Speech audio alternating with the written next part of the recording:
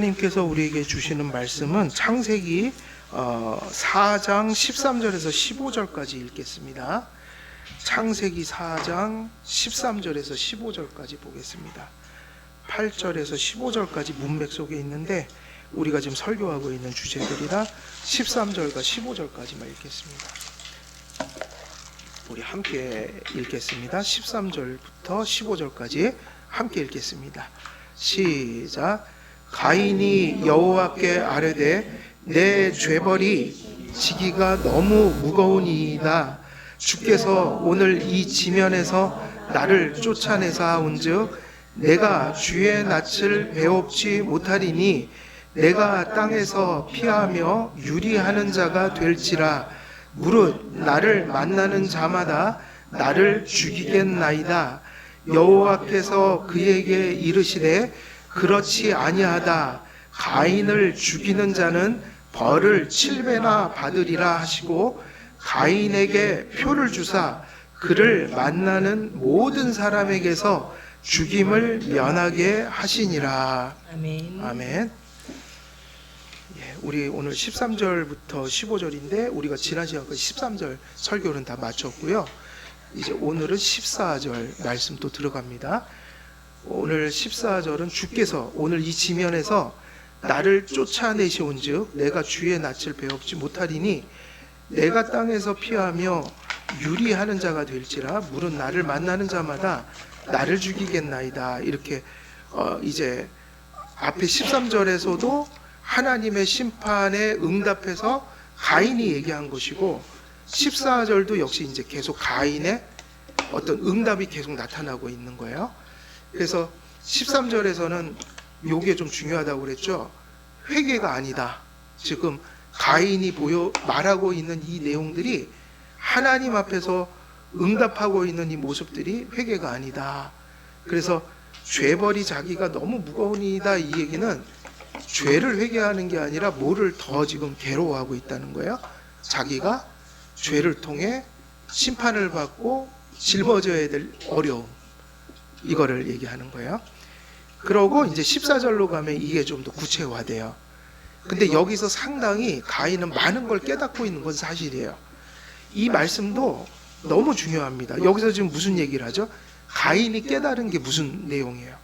주께서 오늘 이 지면에서 누구를 쫓아냈다는 인식이 있어요? 나를. 여기서 지면이 뭐냐? 이 저주 중에 하나였어요. 이제 가인은 원래 에덴에서 쫓겨나면서 아담을 가장으로 가정을 세웠잖아요. 그럼 하나님이 비록 심판했지만 아담에게 준 지경이 있다는 얘기예요, 없다는 얘기예요? 거기서 살아라. 그래서 그게 에덴 동편 뭐 이제 그런 얘기 나오는데 위치는 모르죠. 이건 아무도 찾을 수는 없어요, 위치를. 그러나 여기서 확실히 알 수 있는 건 뭐냐면 그 원래 하나님이 살라고 쫓아냈던, 적어도 거기서 또 하나님이 삶의 영역을 주셨는데 거기서 어떻게 하셨어요? 또 쫓아내셨어요. 이게 더 악화된 거야. 그래서 이것이 항상 구약에는 구체적이고 지리적이고 물리적인 땅이지만 이걸 우리는 어떻게 이해해야 되죠? 어떤 하나님이 함께 하시는 그런 어떤 삶의 영역, 반경, 삶의 그걸 우리가 보통 뭐라고 부르죠? 삶의 지경, 이런 것들. 근데 이 가인은 이제 그 어떤 아담과 함께 그 이제 촌락을 이루고 하나님이 허락하신 땅에서 농사 짓는 사람으로 안정되게 살아갔잖아요. 이제 삶의 국면이 어떻게 되는 겁니까? 그런 모습으로 이제 더 이상 살 수 없다는 얘기인 거예요. 그때 그 모습은 아닌 거예요. 이제 거기서 쫓아내서, 여기서는 그게 옮겼다는 표현이 아니라 뭐라고 표현해요? 그렇기 때문에 심판이니까 쫓아냈다는 말을 쓴다고요. 만약에 이사 갔다 그러면 그냥 옮겼다는 말을 쓰면 되는데 가인은 어떤 의식이 있는 거예요? 쫓겨난 거예요. 그러니까 이전 상태하고 다른 상태로 들어가는 걸 의미하는 거예요. 이것이 어떤 저주였고 심판이었어요. 그리고 내가 주의 낯을 배웁지 못하리니 그랬죠? 그럼 그 쫓겨난다는 건 어떤 결과를 나타내니까 그게 저주가 돼요? 이전에 적어도 거했던 곳에서는 종교라는 게 존재했다고요. 비록 저기 가인이 믿음은 없었지만 오늘날로 따지면 외적으로 가시적인 교회에 속해 있었다고요. 그래서 누구의 낯을 배웠어요? 하나님의 낯을 배웠죠. 물론 죄인으로서 책망도 듣고, 근데 어쩌면 이 일이 끝나고 나서는 하나님의 책망도 없었을 거예요. 여기까지는 들렸어요. 그러나 이제 하나님의 낯을 볼 수가 없어요. 근데 어떤 의미에서 볼 수 있겠죠? 어떤 분으로는 낯을 배워요? 심판자로는. 근데 유기자로서 이제는 더 이상 하나님을 구주로서, 그의 중보자로서, 또 그를 보호하시는 아버지로서 이런 의미의 하나님을 이제 배울 수가 없다. 이 얘기는 문자적으로 얼굴을 못 본다는 게 아니라 누구와의 관계가 끝났다는 얘기일까요?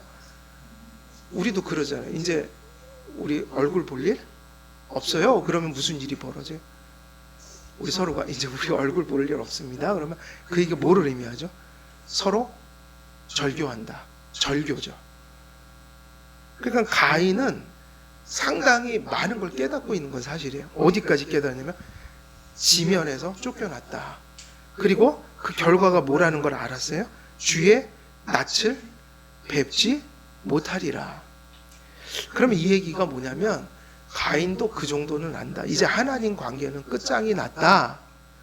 그런데 실제로 이 사람이 회개한 게 아니라 하나님 앞에 도와달라고 부르짖은 건 뭐를 도와달라고 그랬죠? 쫓겨난 것을 회복하고 하나님 낯을 뵙는 것도 아니에요. 뭐냐면 피하여 유리하는 자가 될지라.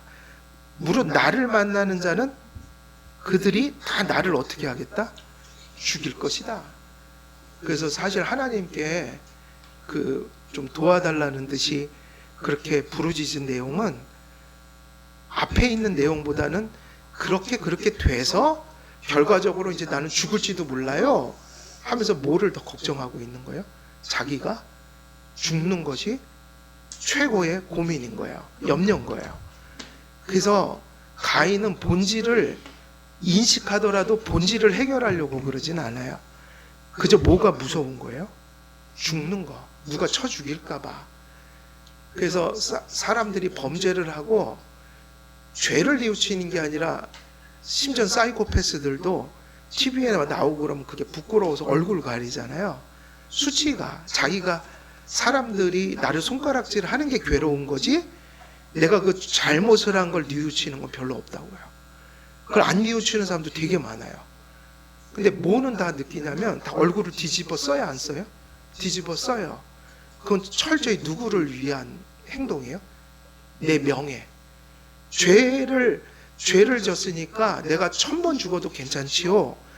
사실은 얼굴 다 개방돼도 내가 지은 죄가 너무 크니까 제가 그 정도 고통을 감수해야지요. 어쩌면 이게 회개한 사람의 모습이에요. 자기의 책임을 받아들이는 거예요. 진짜 회개한 사람은 어떤 모습이라고요? 죄 자체를 슬퍼하고 그 책임을 지고 싶은 욕구가 더 커요. 근데 회개하지 않은 사람은 자기가 당할 것을 제거하는 데 관심이 다 이렇게 쏟아져 있는데 가인이 그런 모습인 거예요. 가인이. 그래서 가인은 회개하는 사람이 아니에요. 그래서 14절에 기록된 가인의 그 말은 그가 하나님 앞에서 죄를 깨닫고 회개하기보다 죄의 결과로 그가 맞게 될 결과들에 대해 염려하고 있음을 보여줍니다. 한편으로 우리는 가인이 두려워하고 염려하는 바가 어디로부터 연유한 것인지를 숙고할 필요가 있습니다. 가인은 분명 염려하고 있고 실제로 공포에 휩싸여 있잖아요. 그 감정 자체가 회개가 아니라는 얘기예요. 그렇게 휩싸여 하나님께 호소한 말 안에는 하나님 앞에 죄를 짓고 하나님과의 관계가 파괴된 자들의 상태가 어떠한 것인지는 잘 반영이 되어 있어요. 하나님을 불신하고 죄를 회개하지 않는 사람들은 가인과 같은 처지에 놓여서 마음에 실제로 뭐가 없을까요? 죄를 지은 사람들 평안이 없고, 그리고 늘 유리하는 마음, 그러한 생활과 삶을 살게 됩니다. 불신자들을 불쌍히 여겨야 하는 이유는 거기에 있긴 해요. 불신자들이 불쌍한 이유는 그들이 언제나 그렇게 죄책감과 죄에 대한 인식, 그리고 그런 것에 짓눌려 사는 모습들이 있고, 그래서 그들은 그것을 물론 그 죄다 그리고 인식한다는 얘기는 아니라 결과적으로 짓눌려 산다는 얘기예요. 그래서 평안이 없다. 평안이 없다. 늘 유리하는 마음으로 그러한 생활과 삶을 살게 됩니다. 불신자들을 불쌍히 여겨야 하는 이유가 거기 있다. 그렇다면 하나님을 불신하고 큰 죄를 짓고도 회개하지 않아 하나님의 저주 아래 있고 하나님의 관계가 처절히 파괴되어 있는 사람들의 처한 상태는 무엇일까요? 하면 불신자들은 그래서 불쌍한 거예요. 지금 그들이 그렇게 믿음과 회개에 이르지 못할 때, 그렇지만 그게 구원받은 자의 또렷한 인식까지는 못 가더라도 어떤 양심의 짓눌림과 죄책감 속에서, 그러나 그것서부터 구원받을 길은 보이지 않는 사람들, 이게 지금 불신자 상태잖아요. 그래서 그들이 뭐를 하는 사람들이라고 그랬죠? 그 사람들은 유리하는 자다. 그러니까 이 얘기는 현실에서의 안정이 없다는 건 아니에요. 제가 말씀드린 현실은 뭐냐면, 믿는 자들보다 훨씬 더 경제적 안정도 있을 수 있고, 믿는 자들보다 훨씬 가족들 간에 화목할 수도 있고, 그러니까 일반 은총 속에서 받을 수 있는 수많은 것들이 차고 넘칠 수도 있지만, 이상하게도 그게 마음의 궁극적으로는 또 안정감을 가져오지는 못하는, 뭔가를 다 가졌는데도 허전하고, 왠지 모든 것을 구비해도 계속 뭔가가 불안하고, 계속 뭔가는 기쁘지 않고 행복하지 않다. 그러니까 답이 없으니까 계속 뭐를 하는 거죠? 더 가지고 싶어하고, 주어진 것을 더 견고히 하려고 하고. 근데 그 견고히 쌓아가는 게 뭐냐면, 딱 가인이 저기 이제 이 사건 이후로 문명을 발달시킬 때 모습인 거예요. 뭐죠? 무엇으로 자기를 보호하려고 했죠? 이들이? 이게 반대죠. 여호와는 나의 뭐라고 그랬어요? 시편에서 여호와는 나의 피난처시오, 여호와는 나의 산성이라고 그랬죠.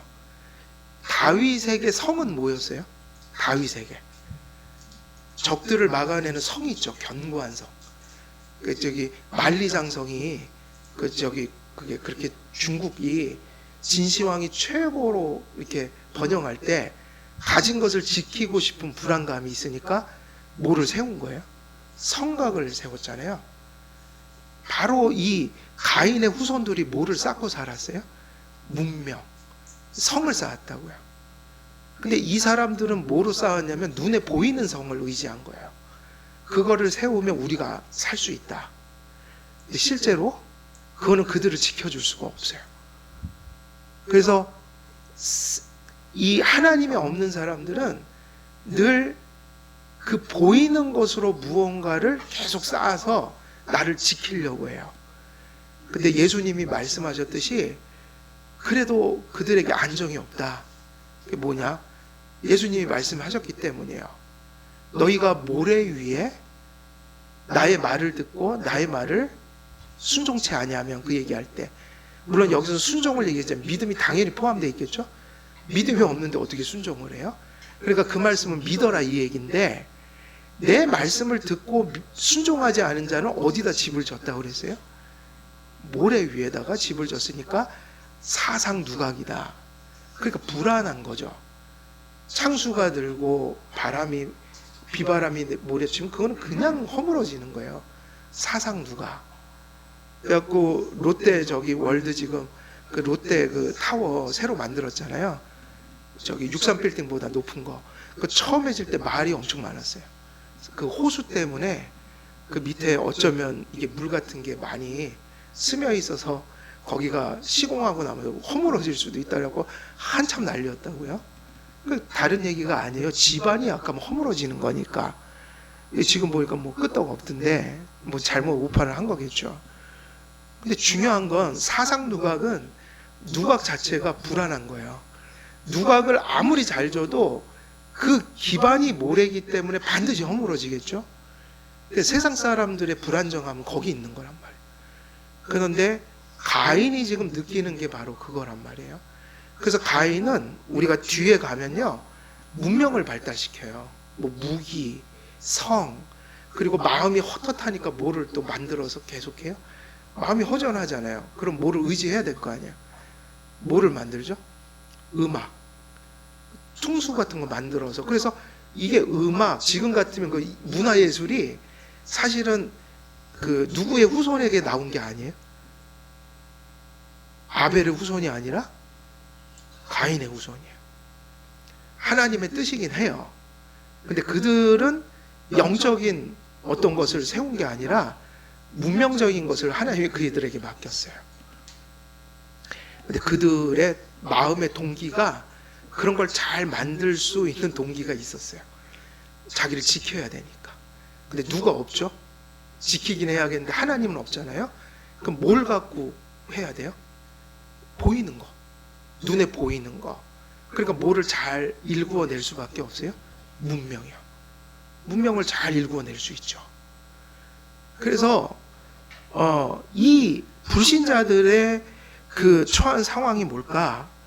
불신과 그 죄는 언제나 사망에 이르게 하는데, 그 사망이 뭐냐 하는 거죠. 기독교에서 사망은 뭐죠? 사망의 본질은 하나님과의 분리예요. 그러니까 가인의 마음 상태를 알겠죠. 아까 뭐를 인식했어요? 내가 지경에서 쫓겨나고 누구의 낯을 못 보리라? 그럼 이게 누가 이미 하나님이 버린 걸 감지한 거예요? 가인이요. 근데 이랬던 사람이 또 있어요. 사울왕도 그걸 알았어요, 몰랐어요? 사울왕도 그의 인생 말미에 가면 하나님이 버린 걸 알았어요. 그걸 누가 얘기해 줬어요? 사무엘이. 하나님이 너를 버렸다. 심지어 누구를 쫓아갑니까? 그래서 사울이 누구를 쫓아가서 위로를 얻으려고 그래요? 자기 미래를 알고 싶은 거죠. 엔게디의 무당. 그 무당이 있었잖아요. 여자 무당한테 찾아간 거예요. 거기까지 마음이 완전히 뒤죽박죽 돼버린 거예요. 파탄이 난 거죠. 심리가. 그러니까 인간이 언제 평안을 잃고 언제 모든 소망을 잃고 여기서 말씀하는 것처럼 정처 없는 인생이 되는가? 그것은 하나님과 분리된 자가 될 때예요. 가인이 참 불쌍한 거예요. 여기 보면 그대로 나와요. 쫓겨났다? 용어가 그래. 쫓겨났다. 누가 쫓아낸 거예요?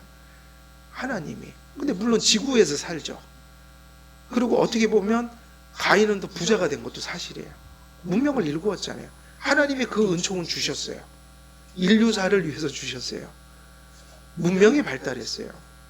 그러나 누구 한 분이 안 계신 거예요? 딱 한 분인데 하나님이 없어요.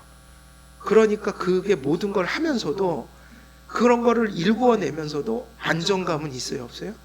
없어요. 불안해요. 하나님과 불화 속에 있는 사람들은 하나님의 보호를 받지 못해요. 결론이 이건데, 왜 그렇게 보호하냐면, 왜 이렇게 불안하냐면, 하나님이 버린 자들과 하나님을 버린 사람들은요, 누구의 보호를 받을 수가 없어요? 하나님이요. 육체적인 생명은 하나님이, 심지어는 이단자들까지도 하나님이 오래 살게 하죠. 그죠? 이상하게 이단들은 오래 살아요. 예전에 무슨교 교주도 너무 오래 살아갖고 제가 그거 기다리려고 엄청 힘들었어요. 무슨교라는 건 얘기 안 합니다. 저. 큰일 납니다. 왜냐? 근데 정말 이상한 거예요. 제 관점에서. 어찌 저렇게 못된지, 저렇게 교회를 파괴하고 악한 사상을 전하는데 저렇게 건강하고 오래 살 수 있지? 오래 살더라고요. 오래 살아요. 누가 사실은 생명을 연장시켜 주는 거예요? 하나님이에요. 지금은 인정해요. 그것도 다 뜻이 있으시겠지. 그걸 주관하시는 분이 하나님인데 나는 알지 못하지만 뭔가 뜻이 있으셔서 그럴 거야. 지금은 조금 믿음이 자랐어요. 그걸 인내할 수 있어요. 그런데 제가 말씀드리는 보호는 궁극적인 거예요.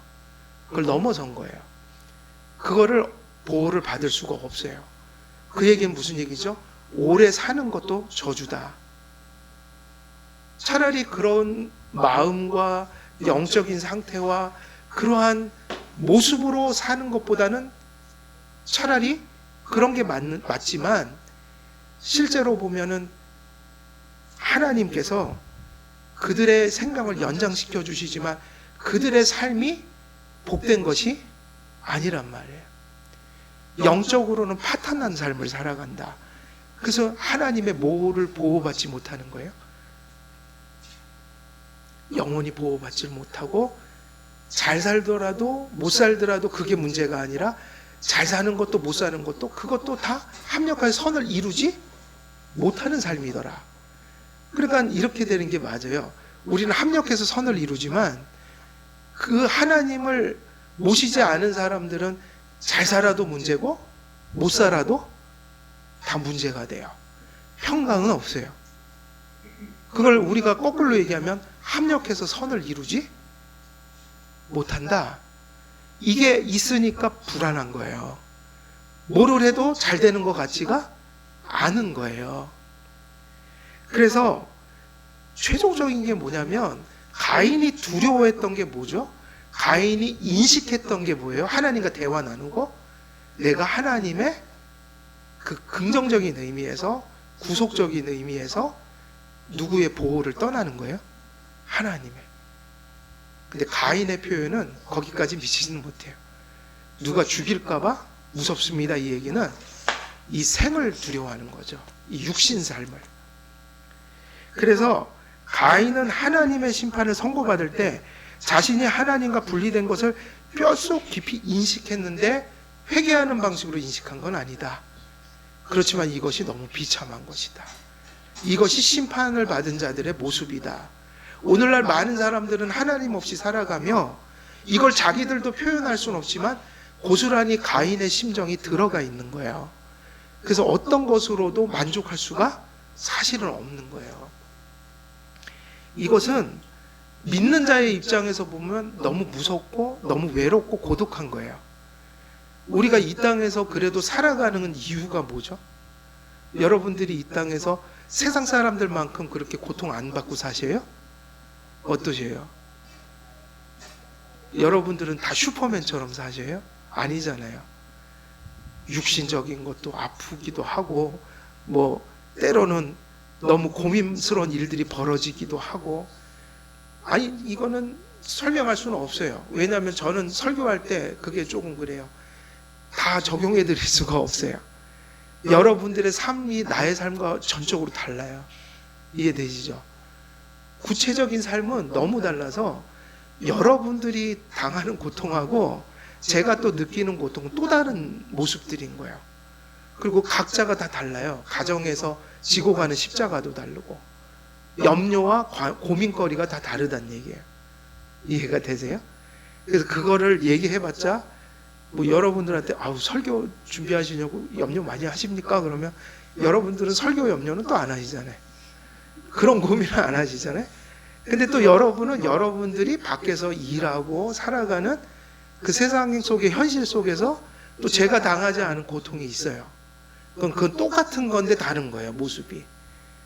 그래갖고 제가 아무리 제 얘기 해봤자 그 목사 얘기지 여러분 삶을 다 꼬집어낼 수는 없는데, 그러니까 하나님 말씀 속에서 어떻게 보면 같은 그 텍스트를 같이 붙들고 서로 이해해야 되는 거죠. 다르긴 한데 성경을 붙들면 그런 답이 나오거든요. 아, 모두가 다 허덕이면서 살아간다. 그래서 고독할 때가 있다고요. 우리는 이 땅에 칼빈의 말대로 하면, 칼빈이 성찬론을 가르칠 때 늘 그걸 강조하거든요. 우리의 배는 땅에 붙어 다니는 그런 존재 같다고.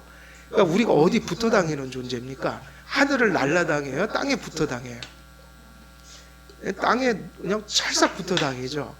그 얘기는 뭐 비유인데 참 낮은 삶을 산다는 거예요.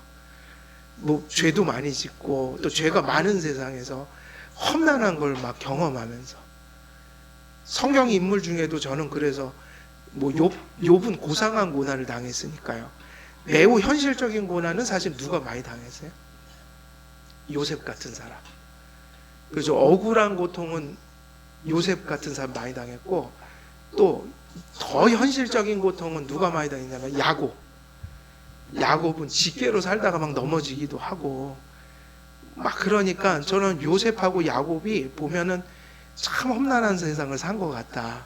다 그렇게 살지만 저런 게 참 험난한 세상이라고 그러는구나, 뭐 그렇게 생각하면서 공감을 하죠. 내용은 다르지만. 그런데 우리가 그런 어려움을 당할 때 어디부터 산다고요? 하늘을 이렇게 막 친근하게 하는 게 땅에 붙어 살다 보니까 하나님이 성찬이란 걸 만드셨다, 이 얘기가 칼빈 얘기네요. 이게 복음을 말씀으로만 전하는데 되게 감각적으로 가르쳐 주겠다. 실제로 떡을 먹으면 우리 생명이 되잖아요. 양분이 돼서. 피를 또 마신다는 거, 음료, 포도주. 거기서는 술이 아니라 음료로 봐야 돼요. 그거를 마신다. 그래서 그게 수분을 제공해 주고, 그래서 우리가 목마름을 면하고, 생명이다. 물과 음식은 생명인데 예수님이 그렇게 우리에게 연합돼 갖고 우리에게 생명의 일부가 되는, 그러면 이제 하도 이게 말씀으로 전하는 것만으로 이게 아니라 너희들은 땅에 붙어 사니까 아예 눈으로 감각적으로 알려줄게. 그래서 먹는 거 생각해봐라 이거예요. 먹는 거. 그래서 그 떡이 내 속에 들어가서 이렇게 나와 하나 되잖아요. 내 양분이 된단 말이에요. 그처럼 복음이 우리를 그렇게 살린다. 음식 안 먹으면 죽지 않냐. 근데 그렇게 이걸 먹으면서 사는 것처럼 예수님이 생명의 양식이다. 그래갖고 땅에 붙어 다니니까 땅에 붙어 다니는 자들에게 아주 그거를 잘 이해할 수 있는 방법. 그러면서 그런 얘기도 하죠. 칼빈이. 하나님이 그런 일까지도 한다. 땅에 붙어 다니는 인생을 이해시키려고 하나님이 그런 존재로 내려와서 그런 방식으로 우리를 찾아와 주신다. 땅에 붙어 있는 방식, 다시 말해 감각적인 방식으로. 그게 성찬이에요. 그 성찬이요, 엄청 하나님 배려하신 은혜의 수단입니다. 그래서 뭐 북 두드리고 막 은사 집회하고 이러면서 하나님을 느끼면 안 되고 성찬할 때 느껴야 돼요. 왜 그렇죠? 성찬은 성경이 명령한 방식이니까. 중요한 겁니다. 그래서 하나님과 분리된다는 것이 얼마나 무서운 거며, 우리 성도들은 사실은 아까도 얘기했듯이 땅에 붙어 다니는 존재이니 하나님이 가끔은 잘 안 보일 때가 있잖아요. 우리 마음이 아주 극도로 어두워질 때 있잖아요. 한번 엘리야를 생각해 보세요. 엘리야가 대단한 엘리야잖아요. 근데 엘리야가 그 바알의 선지자들 다 때려 눕히고 그 엄청난 일을 하고 나서 다 끝내놓고 넘어졌다고요. 누가 와서 위협을 했어요? 이세벨이 시종을 보내갖고 너 죽여버린대, 이세벨이. 이러니까 사실은 쫄았어요. 다 허물어졌어요. 물론 더 깊은 의미도 있어요. 다 된 줄 알았는데 또 안 되니까 실망한 거예요. 아니 이 정도 됐으면 끝나야 되지 않나. 바알 선지자까지 끝내지 않았나. 근데 끝난 게 아닌 거예요. 지치죠. 지치지 않겠어요? 근데 신앙은 원래 그런 거예요. 이 땅에서.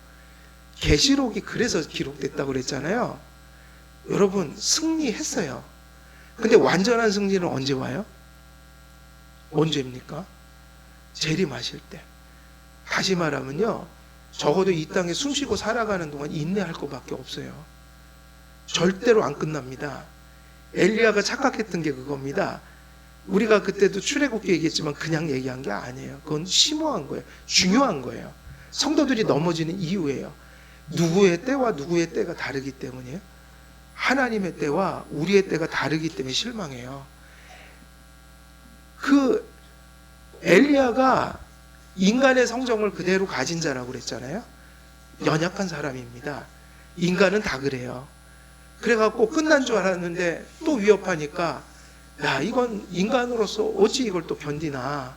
끝난 줄 알았는데, 난 다 끝난 줄 알았는데. 저는 꿈꿀 때마다 군대 가는 꿈을 꾸면 그거 악몽이에요. 막 괴로워요. 정말 악몽이에요. 막 심장이 뛰어요. 근데 생각해 보세요. 전역했는데 또 오래는 거예요, 군대에서. 야, 너 1년 더 해라? 그러면 여러분 힘들어요, 안 힘들어요? 근데 그게 현실이라니까요. 꿈이 아니라 현실이에요. 다 산 넘어, 산 넘고, 산 넘어서, 아유, 산 넘었고, 산 넘어서 이제 다 넘은 줄 알았는데 산이 또 있나요, 없나요? 산이 넘어 산이에요, 아니에요? 산이에요. 사는 것 자체가 뭐죠? 인내의 연속이에요. 계시록은요, 인내하라는 얘기예요. 근데 우리는 약해요, 안 약해요? 약하거든요. 하나님이 잘 보이지 않을 때가 있어요.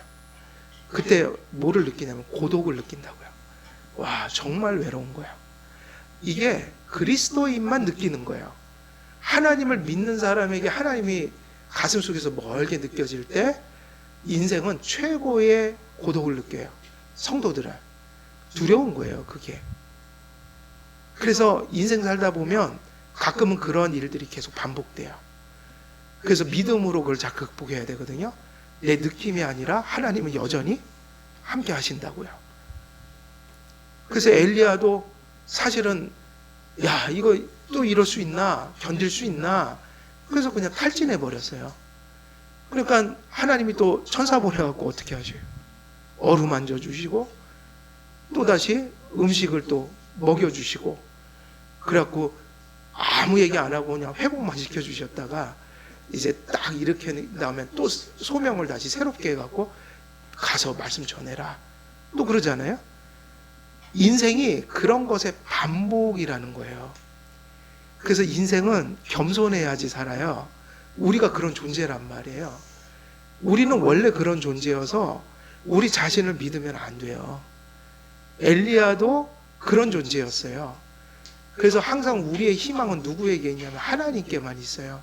그분이 붙들어 주시면 일어나는 거고 그분이 안 붙들어 주시면 일어날 수가 없어요. 우리의 소망이 하나님이어야 돼요. 근데 감사한 게 뭐냐면 성도를 향해서 그 약속을 주셨어요? 안 주셨어요? 그렇게 말씀을 하셨죠. 신약에 오면 담대하라. 내가 세상을 이겼노라. 근데 우리가 땅에 붙어 있으니 그게 잘 안 보이니까 하나님이 계시록을 주셔서 승리했다. 또다시 확신시키는 거라고요. 그래서 불신으로 하나님을 버렸고 하나님께서는 심판으로 그를 또한 버리셨습니다. 하나님과 분리된 삶을 사는 동안에 가인이 세상적인 권세와 문화적이고 물질적인 번영을 누리지 못한 것은 결코 아니었단 말이에요. 이게 중요하다고요. 누구보다 누가 더 잘 살았어요? 아벨의 자손보다는 이게 100% 맞는 얘기예요. 가인의 자손이 훨씬 잘 살았어요. 그러나 그들에게는 한 가지가 없었단 말이에요. 그게 하나님이에요. 그래서 우리가 항상 믿는 자들이 그거를 놓치면 안 돼요. 다른 거 다 돼도 한 가지를 놓치면 안 된다는 거예요. 다른 것도 다 좋은 거고 또 하나님만 모시면 다른 것도 다 좋아져요. 심지어 하나님 모시면 부한 것도 복이 되고 때로 어려울 때도 그게 복이 돼요. 하나님 안에서는 복이 아닌 게 없어요. 그런데 한 가지를 놓치면 가난한 것도 저주가 되고 부한 것도 저주가 돼요. 그게 뭐죠? 누구를 저버리면 안 돼요? 하나님인 거예요. 하나님. 우리가 항상 그걸 기억해야 합니다. 잘 되는 것도 주님 가운데 잘 돼야 되고 어려움을 맞이하는 것도 주님 가운데서 어려움을 맞이해야 된다. 저는 그러면 잘 될 것이다 얘기해 드릴 수 있어요. 그러나 하나님과 분리된 가인은 많은 것을 소유하고 누릴 수 있는 위치에 있을 때에도 사실은 그는 성경 보면 아무런 안정감을 갖지 못했다. 그 모든 삶 속에 하나님을 두지 않았기 때문입니다. 그는 많이 가지면 가진 대로 지고 가야 할 고뇌가 생겼고 상실하면 또 상실하는 대로 지고 가야 할 고뇌가 넘쳤습니다. 이 가인의 자손들이 특기가 뭐죠? 살인이잖아요. 난폭했다고요. 그런 얘기 나오죠.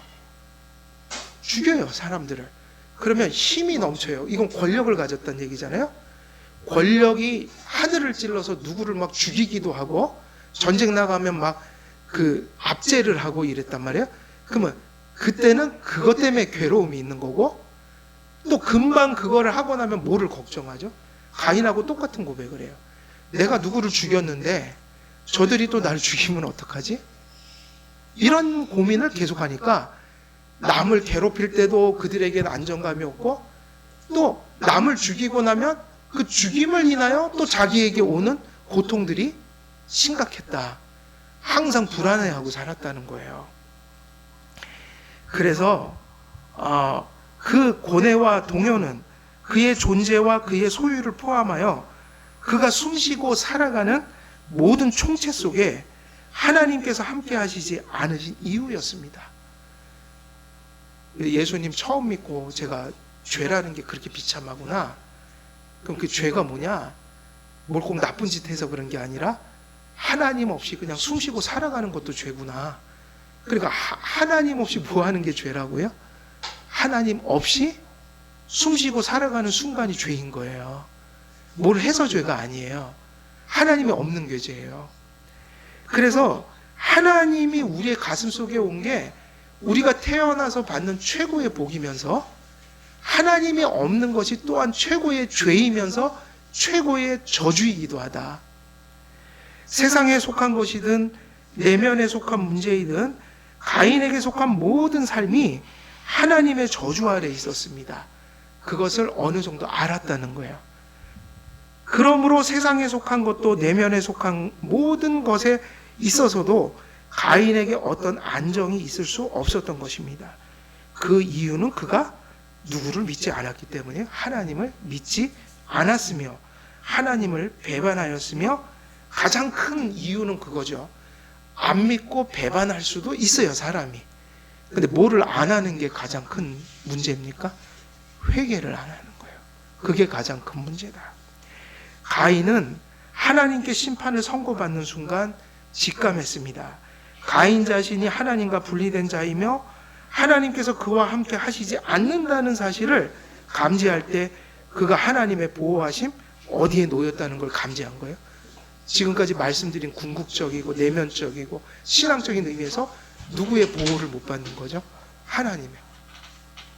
그래서 문명을 일으키고 일반 은총적인 면에서 많은 걸 부어주셨지만 거기서 어떤 안식을 얻지는 못했다.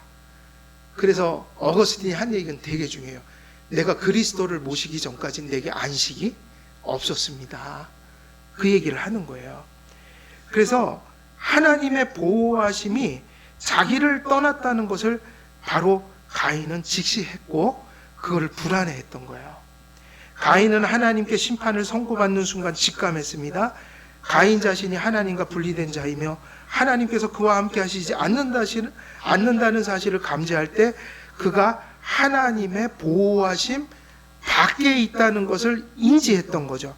사람들이 자신에게 상해를 입히고 자신을 폭행할 것이라는 두려움은 앞에서 얘기했던 그 관계의 깨어짐 속에서 느껴지는 그의 구체적인 두려움이었던 거예요. 그래서 가인이 염려와 공포에 휩싸인 것은 이해할 만한 일입니다. 그래서 제가 요번에 마이클 호튼의 책을 한 권 구입을 했거든요, 교회. 그가 요번에 책을 한 권 썼어요. 그래서 올바른 정신, 바로잡기인가 그런 게 있는데, 그 책에 와든 두려움이에요. 오늘날 현대에 일어나는 많은 문제들이, 아마 제가 책을 안 읽었으니까 소개하는 글만 봤는데 이제 읽어봐야죠. 근데 제가 추측하기로는 그게 논지인 것 같아요. 진정한 두려움을 잃어버려서 두려워하지 않을 것을 현대인들이 너무 두려워한다는 거예요. 거기서 우울증이 오고 불안이 오고 삶이 막 흔들리고, 왜 그러냐? 그걸 다 뒤집어 보면 프로이드나 지금 정신 상담가들은 이제 나름대로 그런 프로이드 심리학에 기초해서 이제 답을 주지만 마이클 홀트는 성경적인 답을 준 거예요. 진정 그러니까 두려움이 잘못된 게 아니라 두려워할 자를 두려워하지 않는데요, 오늘날 현대인들이. 그러니까 두려워할 분을 두려워하지 않으니까 두려움의 대상이 바뀌었다는 거예요. 우리가 왜 그런 얘기 많이 하잖아요. 우상이 뭐냐면 하나님보다 더 사랑하는 거. 근데 가만히 생각하니까 그건 너무 폭이 좁은 얘기예요. 이것도 우상이에요.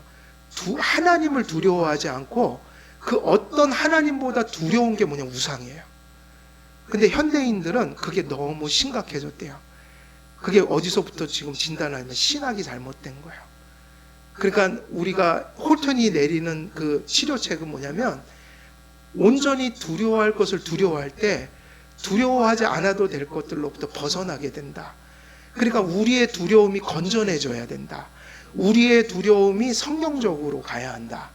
우리의 두려움이 올바라질 때 많은 두려움들을 극복할 수 있다.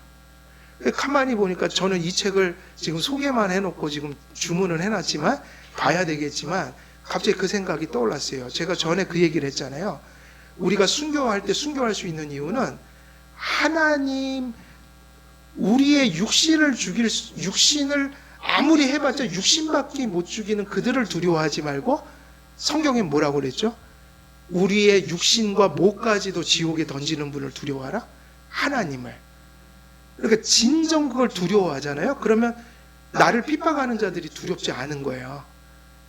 진짜 두려운 분은, 내가 두려워할 거는 뭐냐면 하나님을 배반하는 일이, 내가 지금 목이 잘려 죽을지 뭐 칼에 찔려 죽을지, 이게 뭐 고통스럽긴 하겠지만 하나님의 두려움에 비하면 이건 아무것도 아니다.